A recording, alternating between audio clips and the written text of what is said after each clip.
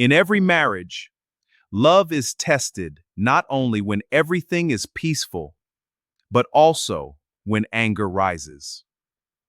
Daniel and Miriam once loved each other deeply, but lately their home had become filled with harsh words, silence, provocation, and pain.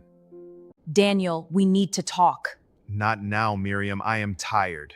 You are always tired when I want to talk, but when others call you, you have strength. Miriam, please. Please, I said not now. No, you must listen. You cannot keep running away from me. Miriam was hurt, but her words were already becoming sharp. Daniel was tired, but his silence was making the wound deeper. I am not running away. I just need space. Space? Since when did marriage become space? You sleep in the living room, you avoid me, and you behave as if I am your enemy. Because every conversation becomes an attack. Maybe because you don't know how to be a husband. What did you say? You heard me. Sometimes you behave like a wicked man.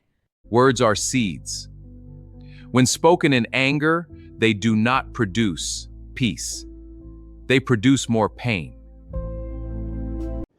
Miriam, stop following me. I said I need space. You cannot just abandon the conversation. You always do this. You are crossing my boundary.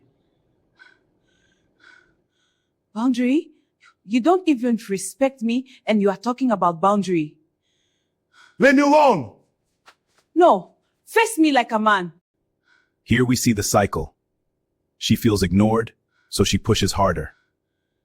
He feels disrespected, so he reacts harsher.